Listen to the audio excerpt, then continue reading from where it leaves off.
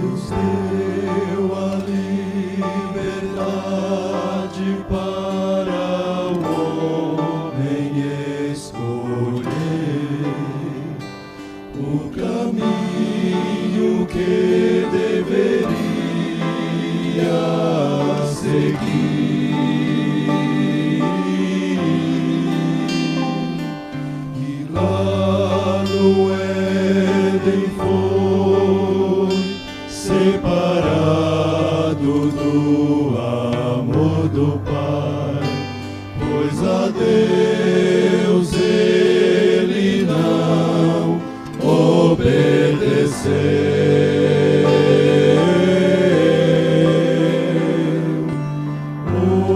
Hoje o homem vive na prisão do pecado, busca aliviar a sua dor.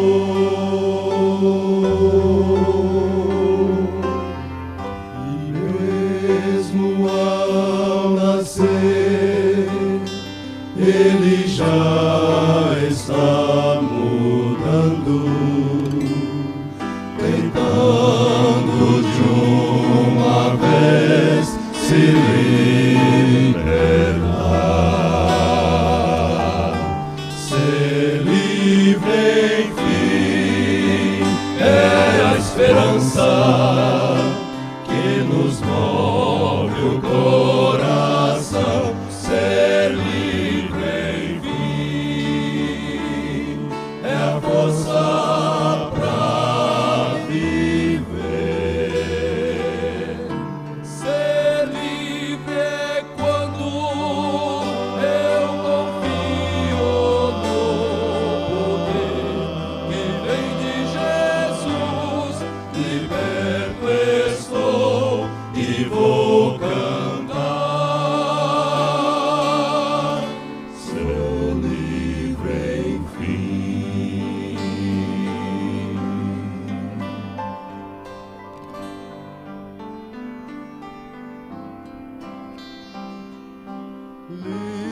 Liberdade é o clamor de cada criatura, e seu grito foi ouvido lá do céu.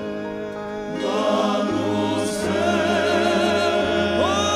torrentes se quebrarão quando Cristo veio à terra, se entregou em sacrifício pra nos salvar.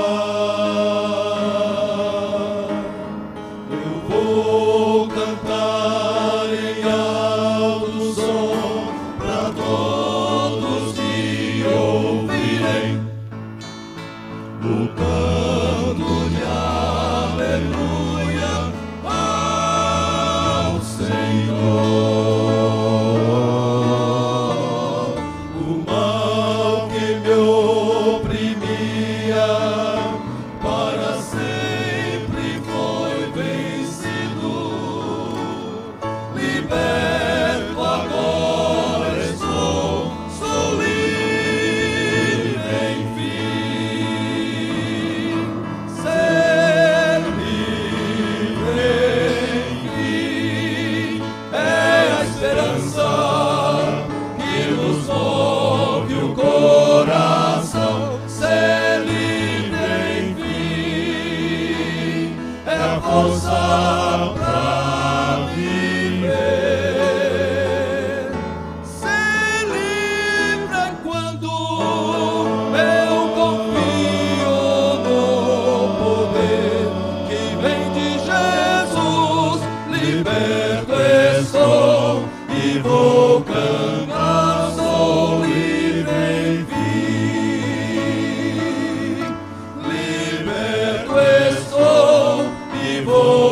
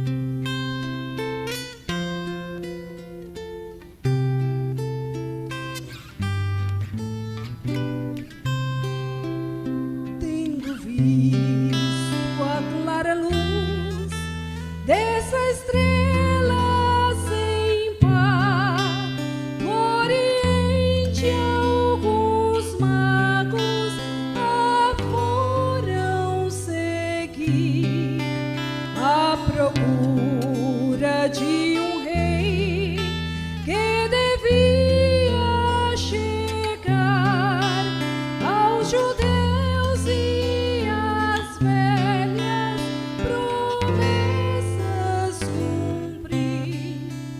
Natal, Natal, Natal, Natal, é-nos nascido o Rei divinal.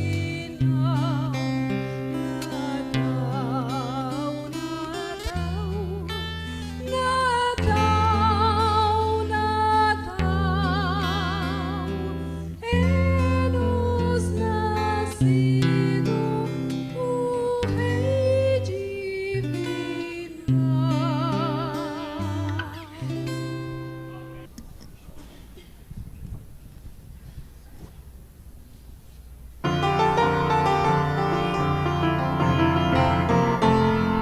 A Deus seja a glória e todo louvor, do princípio desse dia até o sol se pôr. Com nosso coração e com entendimento ofereçamos o nosso louvor.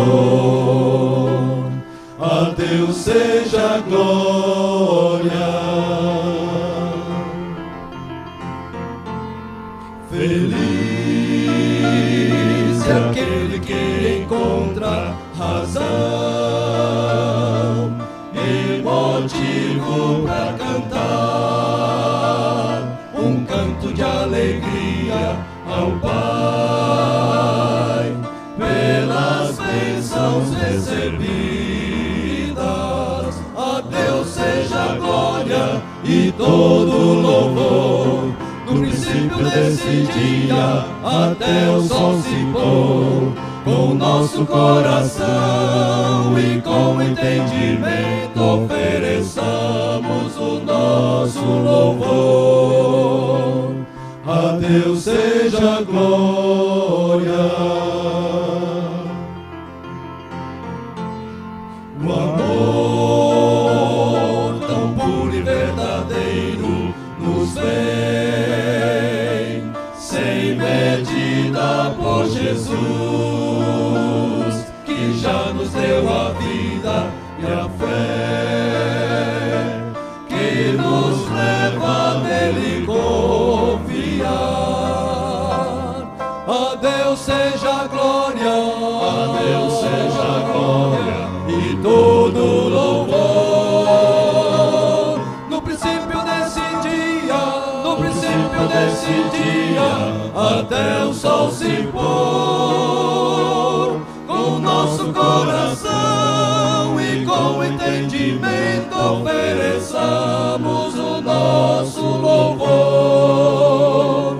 A Deus seja a glória, a Deus seja a glória e todo louvor. No princípio desse dia, até o sol se pôr. Com nosso coração e com entendimento ofereçamos o nosso louvor. A Deus seja a glória, a Deus seja a glória.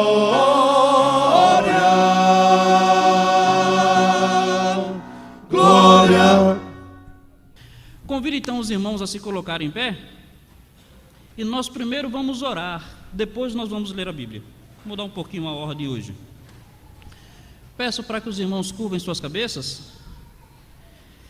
Bendito Senhor, Santo Deus, glórias sejam dadas a Ti. Tu és grande, Senhor, Tu és maravilhoso. O Senhor se agrada, ó Pai, em cuidar de nós, e nós somos muito felizes por causa disso. Quero agradecer ao Senhor por cada pessoa aqui presente nessa manhã. Quero te agradecer pelas famílias que estão aqui para cultuar o teu nome. Senhor, eu te louvo, ó Pai, por essa oferta que foi levantada para a missão dos Gideões. Deus, eu peço a Ti para que abençoe os nossos irmãos, Senhor. Nós agora adentraremos a Tua palavra e nós clamamos a Ti, ó Deus, para que o Senhor se agrade em falar aos nossos corações, porque nós precisamos muito, Senhor, muito ouvir a Tua voz. Queremos lembrar, ó Pai, dos nossos irmãos que estão fazendo esse trabalho ali perto de Caetanos hoje, ó Pai. Obrigado por essa mocidade disposta a servir ao Senhor. Abençoe o trabalho deles ali e traga-os em paz à conquista quando eles estiverem voltando. Senhor, eu clamo pelo culto à noite, que o Senhor traga o Teu povo para cultuar o Teu nome e que hoje à noite seja noite de salvação de vidas. Em Cristo nós clamamos a Ti, lembrando ainda do irmão Olímpio que operará essa semana. Abençoe a sua cirurgia. Em Cristo nós clamamos a Deus. Amém, Senhor. Evangelho de Lucas, capítulo 2. Evangelho de Lucas, capítulo 2.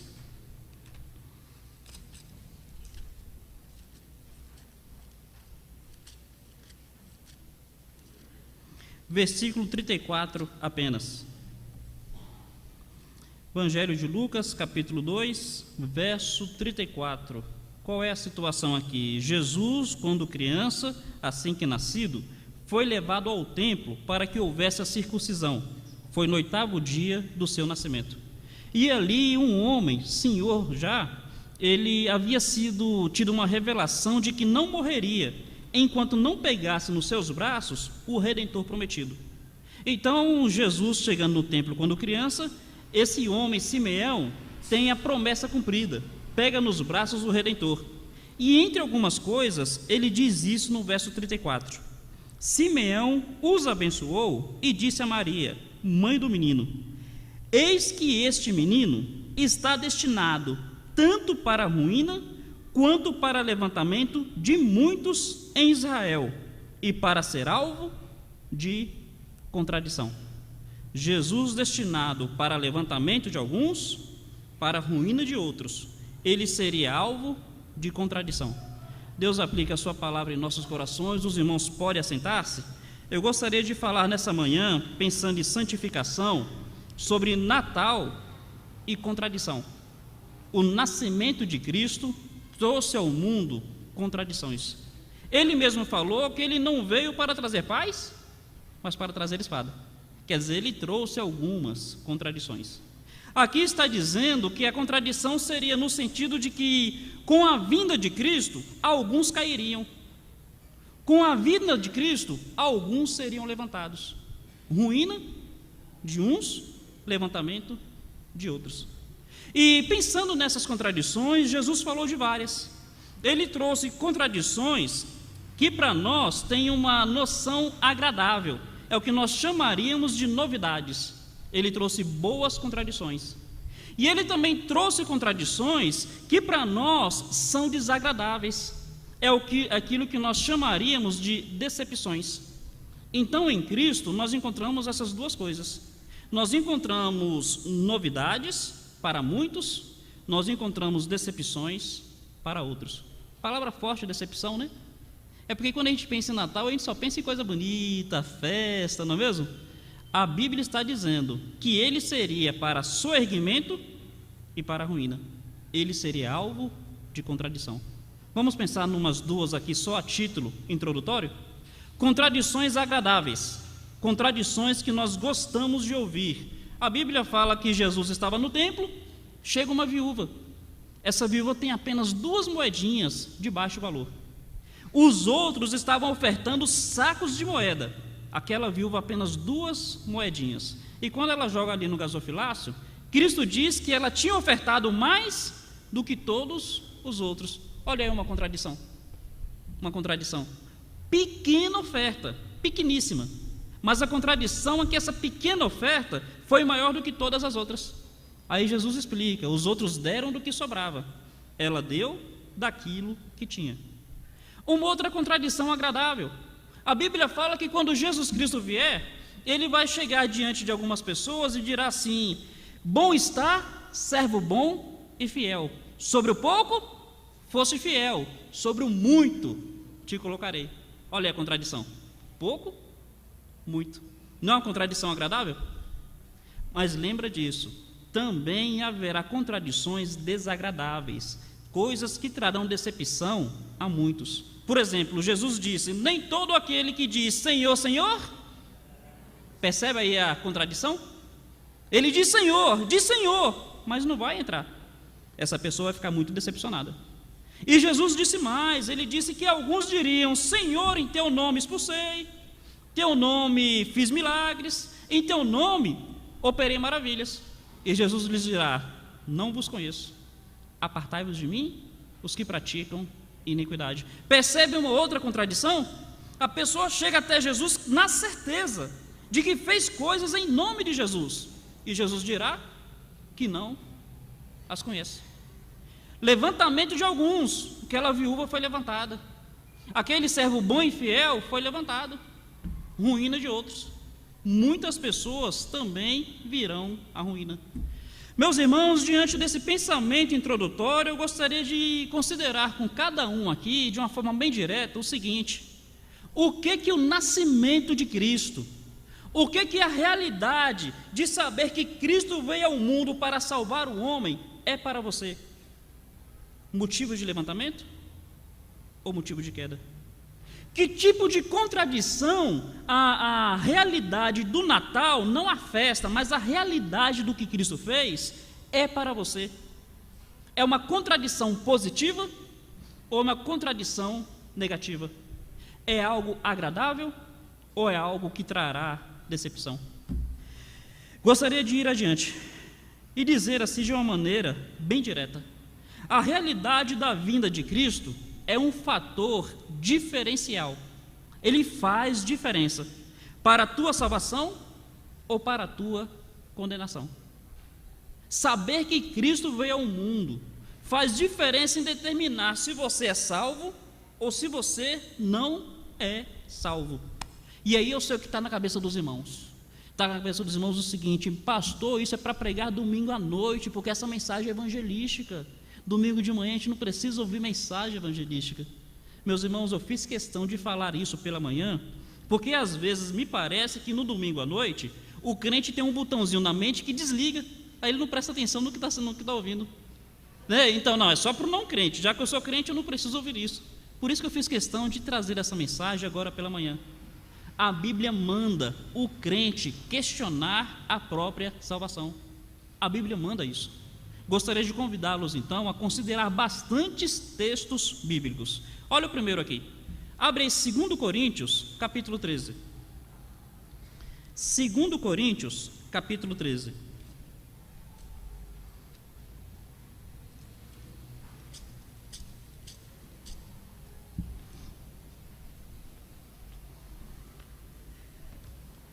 Segundo aos Coríntios, capítulo 13, olha o versículo 5. Observe o que diz o versículo 5.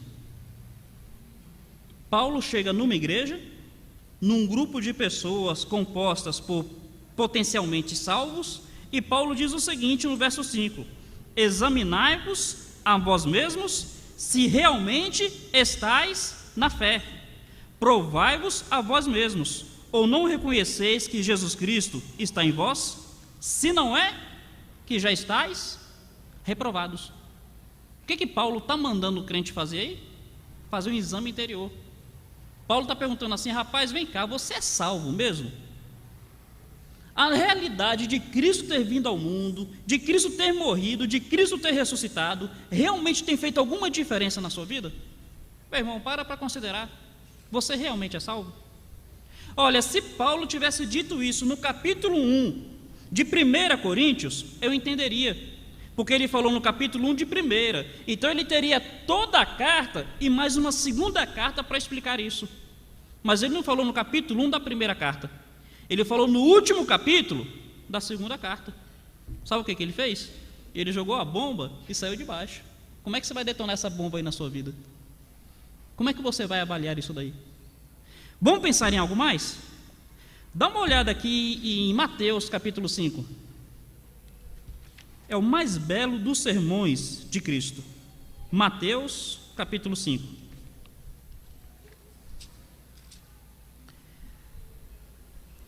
Versículo 1.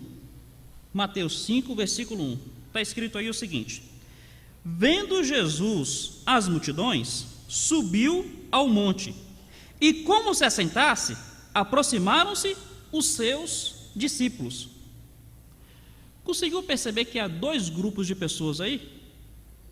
Há dois grupos de pessoas. Vendo Jesus as multidões, primeiro grupo de pessoas. Assentando-se Jesus, se aproximaram os seus. Percebe? Há dois grupos de pessoas. Meus irmãos, existem os discípulos e existem as multidões. Os discípulos estão no meio das multidões, mas as multidões por si só não são discípulos. Hoje em dia, desde aquela época, há muitas pessoas em torno do nome de Cristo, em torno do cristianismo, em torno da cristandade. Há multidões. Mas nem sempre as multidões são 100% de discípulos. Não era naquela época e não é hoje. Essa igreja tem 900 membros. Eu gostaria de convidá-lo a se perguntar: tem 900 salvos? Tem 900 discípulos? Nós temos nossos congregados que frequentam a igreja muito mais do que os membros. São congregados, mas são salvos? É o que a Bíblia está mandando a gente se perguntar. Avalie no seu coração. Gostaria de ir adiante. Quando Jesus multiplicou pães, multiplicou para quantas pessoas? Vamos pensar aí, quantas pessoas comeram pães? 5.000 homens, sem contar mulheres e crianças. 5.000 homens. Mas quando Jesus ressuscitou, para quantos foi que Jesus apareceu? 500. 5.000 comeram pães, mas para testemunhar da ressurreição, apenas 500. Percebe aí uma desproporção? Multidões, discípulos. Examinai-vos se realmente estáis em Cristo, porque ele será alvo de contradição. Em Cristo muitos serão erguidos, mas por causa de Cristo muitos virão à ruína. Avalie seu coração. Eu gostaria de lhe trazer ainda mais um último texto, para então nós começarmos a mastigar o que eu quero trazer para os irmãos nessa manhã mesmo. Olha, por favor, João capítulo 2. João capítulo 2.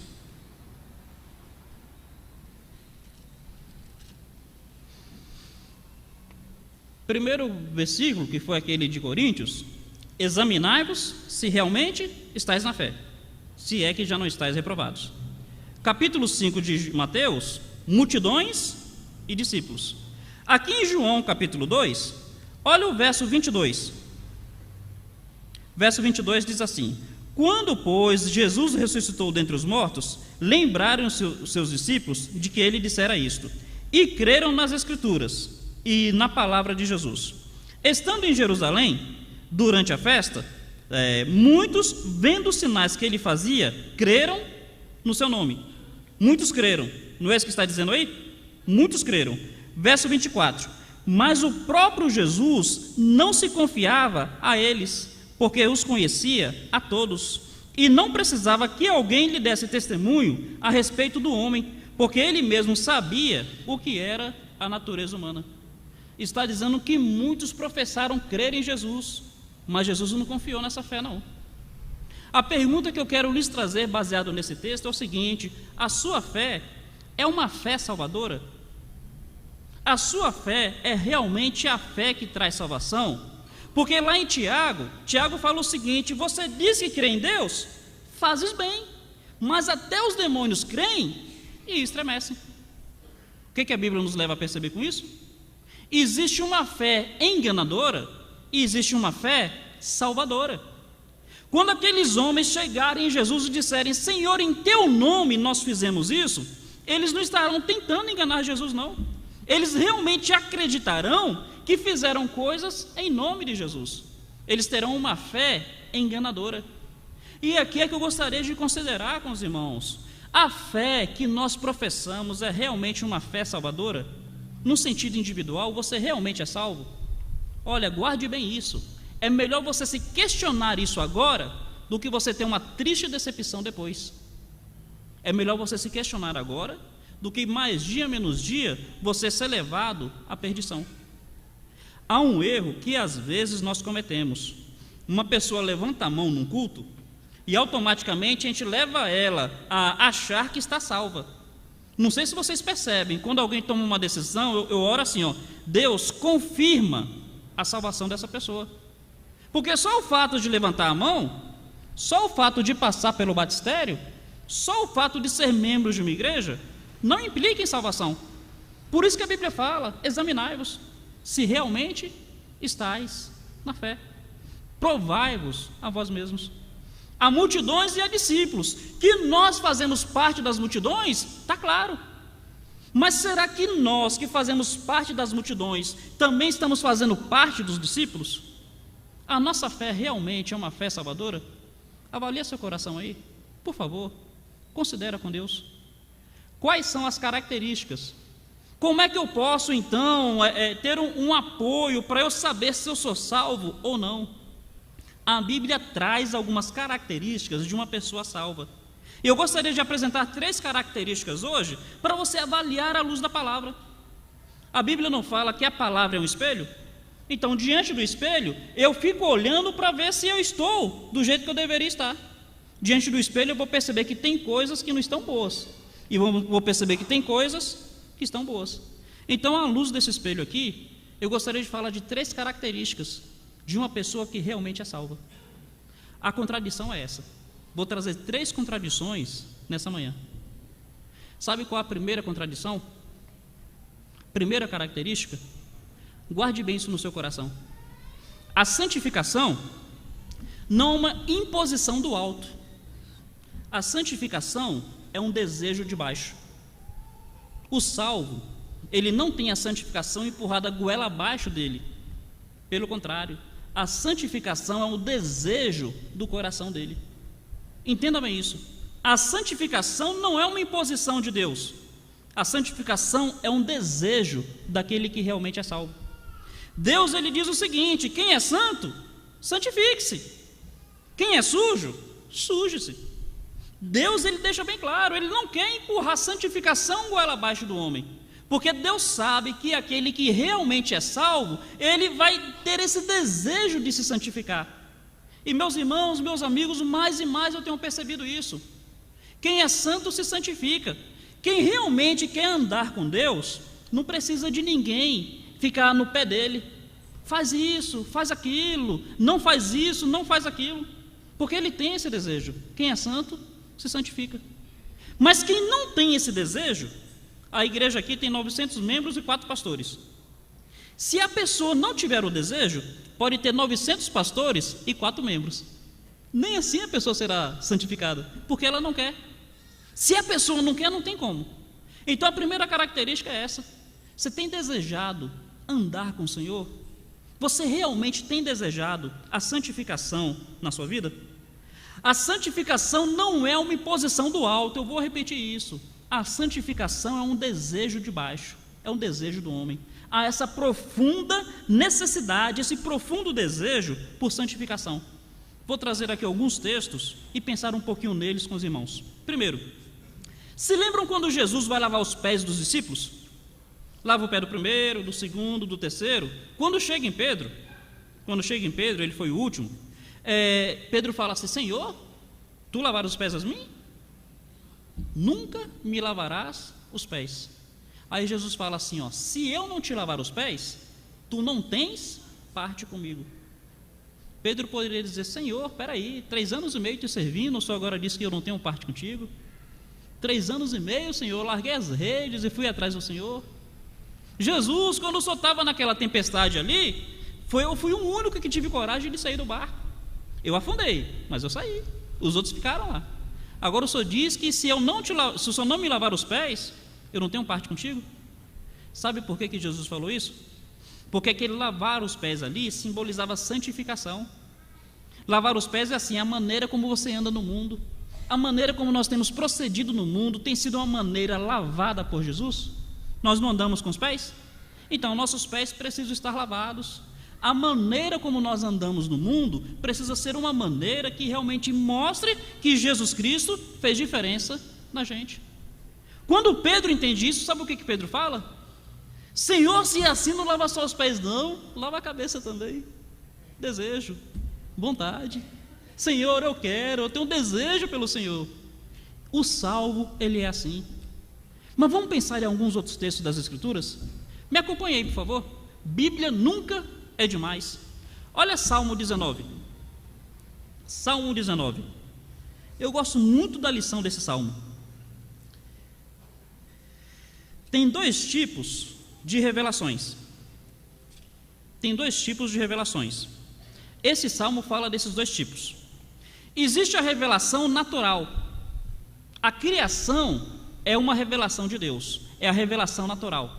O Salmo 19, verso 1 diz assim, ó: os céus proclamam a glória de Deus, e o firmamento anuncia a obra de suas mãos. Um dia faz declaração, a outro dia. Uma noite mostra a sabedoria, a outra noite. Então a primeira forma de revelação é a criação. E aí, depois de falar da criação, o salmista aqui, ele vai falar sobre a segunda forma, que é a palavra. Então tem a revelação natural, criação, e tem a revelação especial, que é a palavra.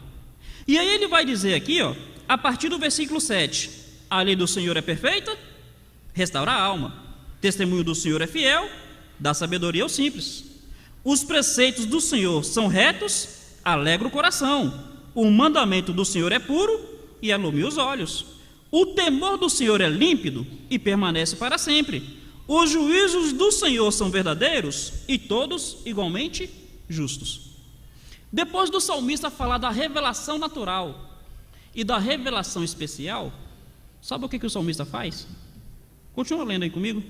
Versículo 10: mais desejáveis são do que ouro, do que muito ouro refinado, mais doce que o mel destilado dos favos. Além disso, por eles, pela palavra, por eles é admoestado o teu servo, e em os guardar a grande recompensa. O salvo, ele procura guardar a palavra. O salvo, ele valoriza a palavra. Meus irmãos, sejamos sinceros, se você souber que tem uma jazida de ouro debaixo da sala de sua casa, o que você faz? Você pega uma picareta, arrebenta o piso, arrebenta o concreto e você vai cavar até chegar na jazida, não é? Não é assim? Se for lá na minha casa assim, eu não vou fazer isso porque a casa não é minha, a casa é da igreja. Mas se a casa fosse minha, eu cavava. Você não faria isso? A Bíblia está dizendo que a palavra é mais preciosa do que esse ouro. Então, o salvo, ele valoriza a palavra. Mas sabe o que ele diz aqui também? Dá uma olhada aqui no versículo 11.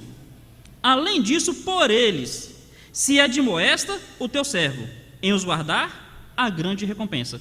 Ele faz uma pergunta no verso 12. Ele diz assim: quem é que pode discernir as próprias faltas? Quem é que pode saber sempre que está errado? Nós não temos essa capacidade porque o nosso coração é enganoso. Então tem hora que eu peco e eu nem percebi que eu pequei. Precisa do Espírito Santo falar ao meu coração. Precisa de alguém me dar um toque. Então o salmista fala: quem é que pode discernir as próprias faltas? O salvo tem desejo de melhorar. Sabe o que ele fala depois? Olha aí: absolve-me das que me são ocultas. Senhor, aqueles erros que eu percebo, esses eu consigo tratar, mas aqueles que eu não percebo, me absolve, trata isso na minha vida. Se uma pessoa é salva, ela não se contenta com algo que não contenta a Deus. Se uma pessoa é salva, ela não se alegra com algo que desagrada a Deus. Sabe por quê? Porque o Espírito Santo vive dentro dessa pessoa, e a palavra do Senhor diz que o Espírito Santo se entristece. Se você está vivendo de uma maneira que você sabe que Deus não aprova, e isso não te incomoda, avalie aí, será que você realmente está na fé? Será que você realmente é salvo? Isso é faca de dois gumes, meus irmãos. Estou falando para vocês, mas serve para mim também. Eu preciso me avaliar. Continua lendo aí. Também da soberba guarda o teu servo, que ela não me domine. Então serei irrepreensível e ficarei livre de grande transgressão. As palavras dos meus lábios e o meditar do meu coração sejam agradáveis na tua presença, ó Senhor, rocha minha e redentor meu. Qual o desejo do salmista? As palavras da minha boca, os meus pensamentos, a minha vida seja agradável na tua presença, Senhor. Qual é o desejo do salvo? O desejo do salvo é realmente viver de uma maneira que agrade o Senhor. Meus irmãos, eu estou dizendo isso porque eu sinto necessidade de compartilhar isso. Mais e mais eu tenho visto pessoas que se identificam como salvas, que não vivem do jeito que o Senhor planeja para elas, e elas continuam dizendo: mas tudo bem, eu sou salvo. É mesmo? Avalie aí. Natal é isso, meus irmãos. É o que? Festa? É o que? Enfeite? É o que? Peru? Natal é contradição. A primeira contradição é essa.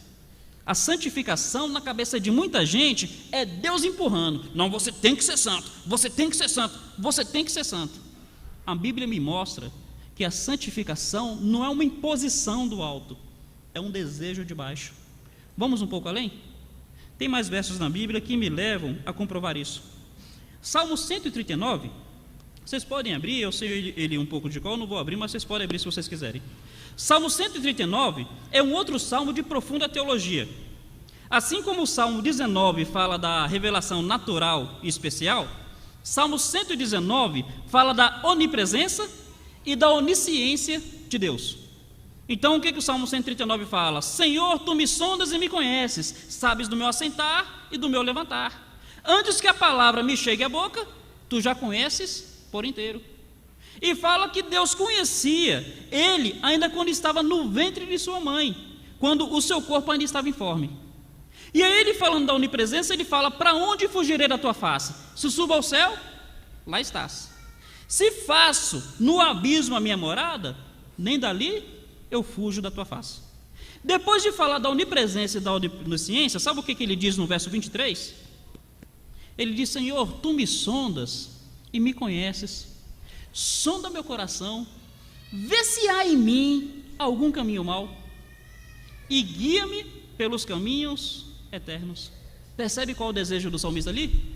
Senhor, tu que sabe de todas as coisas, tu que podes fazer todas as coisas, dá uma olhada nesse coraçãozinho aqui, Deus. Dá uma olhada aí, vê se tem alguma coisa que desagrada ao Senhor. Vê se há em mim algum caminho mau e guia-me pelos caminhos eternos. Qual o desejo do salvo? O desejo do salvo é realmente viver uma vida que agrade a Deus. Eu não quero ficar aqui falando disso ou daquilo, de programação televisiva, de roupa, de qualquer outra coisa. Você tem o Espírito Santo deve estar te falando aí. Com certeza ele deve estar te falando. Se não está te falando, avalie aí se você realmente é salvo. Porque quem é salvo tem o Espírito Santo. Você está realmente procurando viver uma vida que agrada o Senhor? Há esse desejo no teu coração? Ou você realmente tem vivido de qualquer maneira, tem vivido coisas que você sabe que Deus não aprova e isso não tem te incomodado? Contradição, meus irmãos. Natal é isso. Indo um pouco além, Salmo 51 é o salmo do adúltero. Concordam? É o salmo de Davi, é o salmo do adúltero. Não é só do adúltero, é do adúltero e do homicida. Porque além de adulterar, ele mandou matar o marido da mulher. E não é só isso, além de adúltero, além de homicida, é o salmo do mentiroso, porque ele mandou buscar a mulher e pegou a mulher que estava grávida e fez de conta que o filho era do outro. Então ele ainda ficou como bom na fita, né? Olha lá, rapaz, como o Davi é um homem bom, ele está querendo o filho do outro. Quer dizer, adúltero, homicida, mentiroso, hipócrita, esse daí é o Salmo 51. Mas sabe o que eu percebo no Salmo 51? Apesar de Davi ter feito isso tudo, ele não estava feliz com isso. No verso 4 ele fala: pequei contra ti, Senhor, contra ti somente pequei. No verso 4 ele reconhece a miséria, ou a quantidade de miséria que ele havia feito. E sabe o que ele diz no verso 6? Purifica-me com hisopo e ficarei puro. Qual foi o desejo do salmista ali? Qual foi o desejo do adúltero? Qual foi o desejo do homicida? Qual foi o desejo do mentiroso? Qual foi o desejo do hipócrita? Reconhecendo que a vida dele estava longe do que Deus queria que fosse, ele diz: Senhor, trata isso na minha vida, porque eu não quero viver dessa forma. Senhor, trata isso na minha vida, porque não foi para isso que o Senhor me salvou. Senhor, trata isso na minha vida, porque olha, eu ainda não sei o que é Natal. Davi foi antes do nascimento de Cristo, mas se ele soubesse, ele ia dizer o seguinte: Natal é muito mais do que festa, é muito mais do que a data no calendário. Natal é realmente contradição. Quem é santo se santifica. Quem não é santo, infelizmente, eu não posso fazer nada por essas pessoas. Guarde algo mais aqui. Quando ele diz purifica-me com hisopo, é uma lição espiritual muito preciosa ali. Como é que funcionava no Velho Testamento? A pessoa, quando sacrificava, um leproso, por exemplo, tinha que derramar o sangue numa bacia. E junto com esse sangue, ele pegava a água da purificação. Aí estava ali numa bacia o sangue e a água. Aí ele pegava uma planta que se chamava hisopo, pegava essa planta, molhava ali na bacia que tinha sangue e água e aspergia sobre o pecador. Entendeu o que quer dizer purifica-me com hisopo? Senhor, purifica-me pelo sangue de Cristo e pelaquela água que representa a palavra. Foi por isso que Jesus lavou os pés dos discípulos, porque a água representa a palavra. Uma pessoa que realmente é salva, ela quer avaliar a sua vida através do sangue de Cristo e da palavra de Cristo. Qual é a diferença que o sangue de Cristo e a palavra de Cristo têm feito na minha vida? Porque se não tem feito diferença nenhuma, eu ainda não sou salvo. Eu preciso reconhecer que a palavra do Senhor está me mostrando que por mais que eu ache que lá atrás eu levantei minha mão, que lá atrás eu passei pelo batismo, que um dia eu fui ordenado pastor, eu ainda não sou salvo, porque o sangue de Cristo não está fazendo diferença. A palavra de Cristo não está fazendo diferença. Meus irmãos, avaliemos. Indo um pouquinho além, eu tenho ainda 2 pontos para mastigar, mas se não der para mastigar, eu acho que por isso só já dá para a gente entender o que a palavra quer nos dizer. Ali no Isaías capítulo 6, precisa abrir não, só vou citar. Se quiser abrir, fique à vontade, viu? Quando Isaías vê a Deus, os anjos falando santo, santo, santo é o Senhor dos exércitos, sabe o que Isaías fala? Ai de mim, vou perecer, porque eu sou homem de lábios impuros, eu habito no meio de um povo de impuros lábios, e os meus olhos viram o Senhor, os meus olhos viram o Rei dos exércitos. Para pensar nisso. Isaías era profeta, Isaías era um servo de Deus, mas mesmo sendo profeta, mesmo sendo servo de Deus, ele percebia que o seu pecado trazia incômodo ao seu coração diante de Deus. Meus irmãos, às vezes as pessoas acham que isso ou que aquilo é errado porque o pastor disse que é errado porque a igreja disse que é. E aí o que as pessoas acham? Eu vou sair dessa igreja e vou para uma igreja que permite. Bom, se o problema for só a igreja, tudo bem. Se for só a igreja, maravilha. Mas diante de Deus, está certo? Avalie aí diante do Senhor determinadas formas de viver, de se comportar, de agir. É louvável diante de Deus?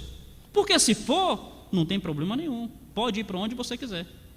Mas se a palavra do Senhor condena, guarde isso que eu aprendi com o irmão aqui da igreja. Onde vai o ferro, vai o ferrugem. Se a palavra do Senhor condena, onde vai o ferro, vai o ferrugem. Davi, ele se quebrantou diante de Deus. Pedro se quebrantou diante de Deus. Os salmistas se quebrantaram diante de Deus. Se você realmente é salvo, o que você tem que fazer? Quebrantar-se diante de Deus. Essa é a primeira contradição. Primeira é essa: santificação para o salvo não é uma imposição do alto, é um desejo de baixo. Não é o pastor que tem que empurrar a santificação goela abaixo do crente. Não é Deus que empurra a santificação goela abaixo do crente. É o crente que realmente tem esse desejo na sua vida. Indo um pouquinho adiante. Segunda característica, segunda contradição, é que o salvo, ele se submete ao doloroso agir de Deus. Percebe aí a contradição? Nós temos a tendência de buscar o que é agradável e de fugir daquilo que é desagradável. O natural é esse. E aí está a contradição. O salvo, ele faz diferente. Ele se submete ao doloroso agir de Deus. Ele diz assim: olha, é doloroso, mas está vindo do Senhor, eu quero isso para a minha vida. Dá uma olhada aí na palavra. Olha Hebreus capítulo 12. Hebreus capítulo 12. Pastor, essa mensagem ela serve para quem? Ela serve, geralmente nós achamos que é para jovem. Não, é para quem é crente. Aqui eu penso em famílias, aqui eu penso em adolescentes, aqui eu penso em pessoas adultas, penso em estudante, penso em comerciante, penso no pastor Infante, penso no pastor Evanilson, penso no pastor Sidney e penso mais ainda no pastor Vitor. Está aí alguém que precisa avaliar isso, viu, pastor? Pastor Vitor. Hebreus capítulo 12. Hebreus 12, aqui o livro de Hebreus vai falar sobre disciplina, e chega um determinado momento que ele diz assim, ó, verso 11: toda disciplina, com efeito, no momento, não parece ser motivo de alegria, mas de tristeza. No entanto, depois, produz fruto pacífico aos que têm sido, por ela, exercitados na justiça. Quem é salvo? Quem é salvo? O que disciplina significa para o salvo? Um meio que Deus usa doloroso, mas precioso para o crescimento do salvo. Se é filho, a disciplina ajuda. Tem um verso aqui adiante que diz o seguinte, verso 12: por isso restabeleceis as mãos descaídas e os joelhos trôpegos, fazei caminhos retos para os vossos pés, para que não se extravie o que é manco, antes seja curado. Me fugi aqui um pouquinho, mas está nesse contexto aqui que diz: não desmaieis. O verso 7, obrigado, minha irmã. Verso 7, é para a disciplina que perseverais. Não é o verso 7 não, a irmã foi precipitada. Brincadeira, porque é minha irmã mesmo, né? Verso 5, obrigado. E estáis esquecido da exortação que, como a filhos, discorre convosco. Filho meu, não menosprezes a correção que vem do Senhor, nem desmaieis quando por ele for reprovado. O filho, ele não desmaia diante do agir do pai. Você já viu a expressão que pé de galinha não mata pinto? Já viu galinha assim no galinheiro? Aqueles pintinhos assim em volta? A galinha pisa em cima do pinto. E depois que ela tira a pata do pinto, sabe o que o pinto faz? Ele levanta e continua andando atrás da galinha. O salvo, ele não desmaia diante da correção de Deus, não. Ele se submete ao doloroso agir do Senhor. E, meus irmãos, isso daqui é algo para a gente avaliar, porque sabe o que existe hoje? Existe algo que a palavra do Senhor já profetizava, que é desrespeito a todo tipo de autoridade. Hoje existe isso. Então o que acontece? O filho em casa não respeita o pai. O aluno na escola não respeita o professor. O cidadão na rua não respeita um policial. E os membros na igreja não têm respeitado os seus. Para pensar nisso. Considera com o Senhor. Quantas vezes eu chego diante das pessoas e falo: gente, a Bíblia diz assim, e é o mesmo que falar com cabo de vassoura, como dizia minha mãe. É o mesmo que falar com cabo de vassoura. Meus irmãos, para avaliar, é salvo mesmo? E aqui eu gostaria de dizer o que é louvável também, viu? Várias pessoas, rapaz, a gente só dá um toque. Pô, meu irmão, ora aí para ver se é de Deus. Rapaz, a pessoa reconhece, a pessoa se quebranta. Ô, pastor, obrigado. Quer dizer, temos várias exceções e são boas exceções. Mas a palavra do Senhor precisa ser considerada também acerca desses aspectos negativos. Quer ver algumas pessoas que se submeteram ao doloroso agir de Deus? Aqui eu só vou citar porque eu já comi o tempo que eu tinha para comer lendo a Bíblia, tá bom? Só vou citar. Jesus falou que ele é a videira e o pai, ele é o viticultor. E que o pai, como viticultor, ele tinha que limpar a videira. Como é que ele limpa a videira? Ele bate nas varas. Ele bate nas varas, sabe? E sabe uma coisa que toda planta tem? Toda planta tem algo que se chama ramos parasitas. Toda planta tem isso, ramos parasitas. O que é esse ramo parasita? Você pega uma árvore e você vai ver assim alguns galhos novinhos, alguns ramos novos e bem verdes mesmo, cheio de folha, pode arrancar. Aquilo é parasita, produz fruto não. Ele só suga a energia da árvore, pode arrancar. A palavra do Senhor diz que o salvo, ele se submete ao agir do Senhor. Lembra Jeremias 18, que fala sobre o vaso do oleiro? E ali o que acontece? O profeta está vendo o oleiro trabalhando o vaso, E ali, quando o vaso não dá certo, não sai do jeito do oleiro, o que o oleiro faz? O oleiro desfaz o vaso e faz outro, não é verdade? Jóia. Aí Deus explica que assim Deus faz com seus filhos. Mas no capítulo 19, capítulo 18 de Jeremias é o vaso. No capítulo 19, sabe o que acontece? Jeremias pega uma botija, chega diante do povo de Israel e quebra a botija. Botija é sinônimo de vaso. Por que no capítulo 18 o vaso ele é refeito e no capítulo 19 a botija é quebrada? Só tem uma diferença só. É porque no capítulo 18 o vaso ele está ali formado, mas ele ainda não passou pelo fogo, então ele ainda é mole, ele ainda pode ser moldado. No capítulo 19 já é uma botija, já passou pelo fogo, não tem mais como refazer, já é dura. Eu queria te perguntar, na sua vida você tem sido vaso ou você tem sido botija? Você tem sido aquela pessoa que tem sido trabalhada por Deus? Ou você tem sido aquela pessoa, já ouviu falar do crente Gabriela? Eu nasci assim? Eu vivi assim? Eu sou sempre assim? E eu vou morrer?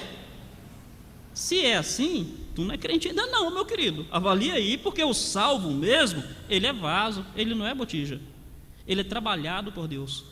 Para pensar nisso, meu irmão. Para pensar nisso, cada um que está me ouvindo. Avalia seu coração. Quando você está diante de Deus, você não sente nada para ser trabalhado na sua vida?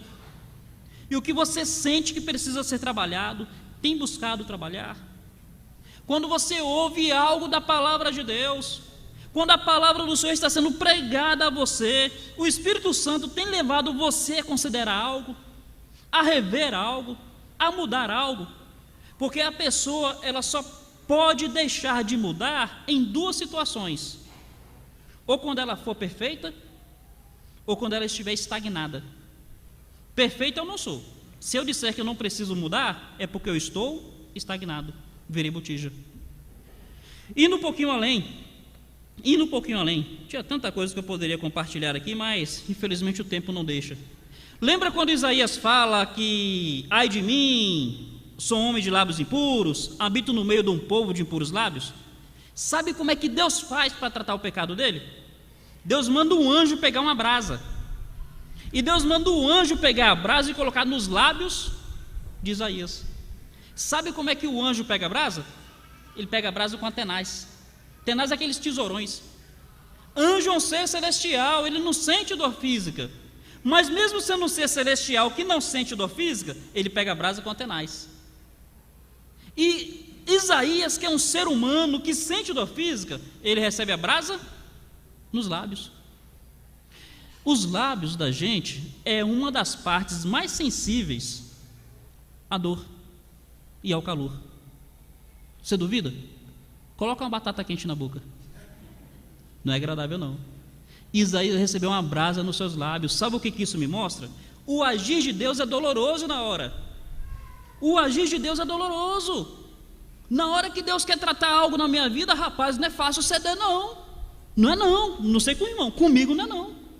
Mas sabe por que Isaías recebeu aquela brasa nos lábios? Porque Isaías reconheceu que o problema dele estava nos lábios.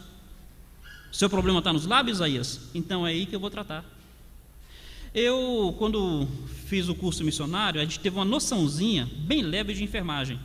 E a professora ali tinha me dito o seguinte: olha, Vitor, se um dia chegar alguém com uma dor muito forte no lado direito, você precisa examinar pelo toque. Mas você não começa ali no lado direito não, porque se você tocar ali, ela já está com dor. Aí ela se fecha e não deixa mais você tocar. Então sabe o que você faz, Vitor? Começa do lado esquerdo.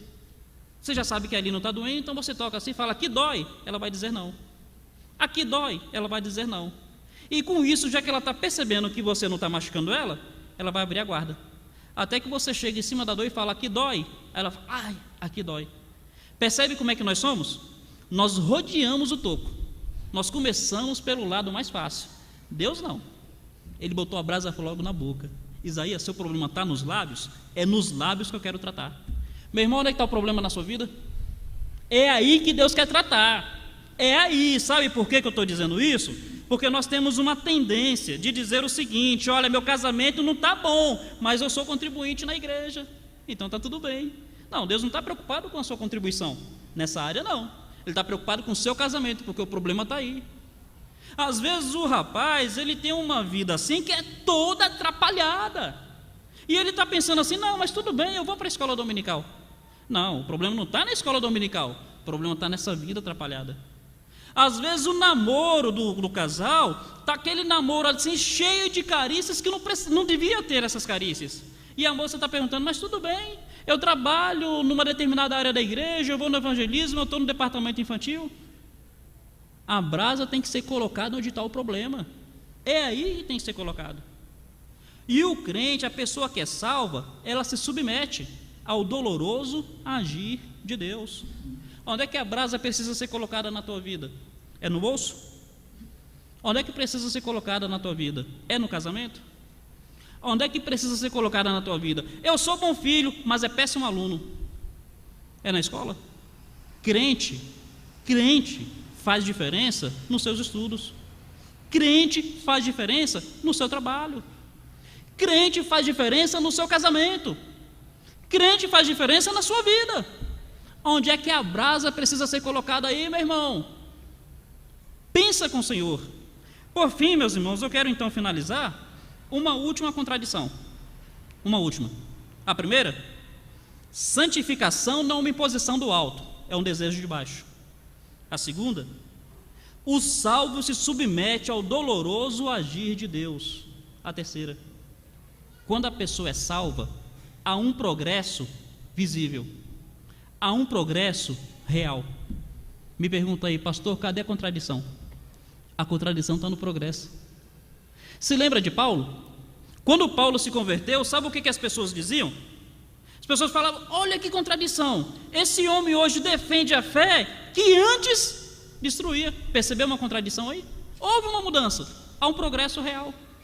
Quando Zaqueu se converteu, as pessoas falaram, converteu nada, rapaz, isso é um ladrão. As pessoas falavam, Zaqueu converteu? Converteu nada, rapaz, ele adora meter a mão no bolso dos outros. Zaqueu chega diante de todo mundo e fala, Senhor, se em alguma coisa... Não, primeiro ele fala assim, todos os meus bens eu reparto com os pobres. O problema dele não era ganância? O problema dele não era dinheiro? Fala, Senhor, houve mudança, meus bens eu reparto com os pobres. E se em alguma coisa eu defraudei alguém, restituirei quadruplicadamente. Quando é salvo, há um progresso. Se lembra de Moisés? Sabe algo que eu fico pensando em Moisés?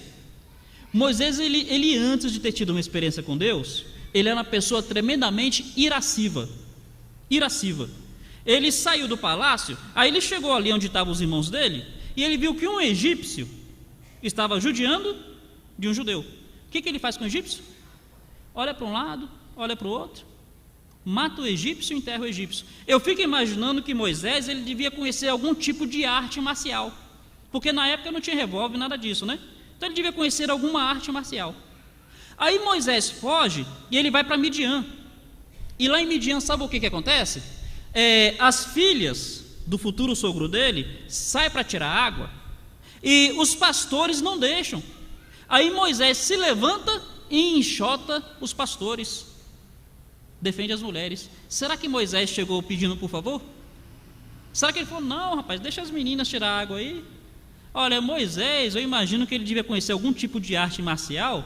Eu acho que baixou um espírito de ninja no rapaz, sabe? Ele deu uma de ninja, de capoeirista, de sei lá, eu sei que ele botou os pastores para fugir. O que Moisés era? Um homem irascivo. Mas aí Moisés teve um encontro com Deus.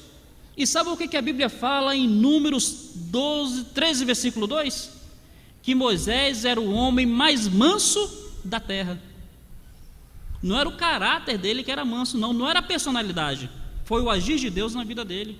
Um homem irascivo se tornou um homem manso. Progresso real. Progresso real. Um último verso.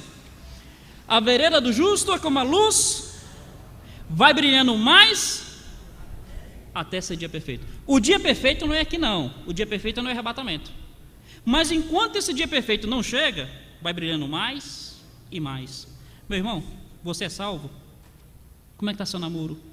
Está melhorando? Estou falando dessas carícias aí que não deveria ver. Está melhorando? Se não está, avalie aí se você realmente é salvo. Meu irmão, você é salvo, como é que está seu casamento? O casamento aí está melhorando? Se não é, avalie aí se você realmente é salvo. Meu irmão, você é salvo? Como é que está seu trabalho? Você é aquele funcionário que realmente mostra que Cristo vive nele? Ou você é o tipo do funcionário que só trabalha na frente do patrão? Meus irmãos, a Bíblia diz que Natal é isso. Se você estiver achando que Natal é só comer peru, se eu estiver achando que Natal é só festividade, enfeite, olha, eu vou estar sendo igual ao não crente. Aí a Bíblia diz que há uma contradição. Crente que realmente experimentou o Natal de Cristo é alguém diferente. Eu creio sinceramente que os irmãos são diferentes. Em nome de Cristo, que a contradição que houver em nós seja a contradição do bom estar, servo bom e fiel. Sobre o pouco, foste fiel, sobre o muito te colocarei.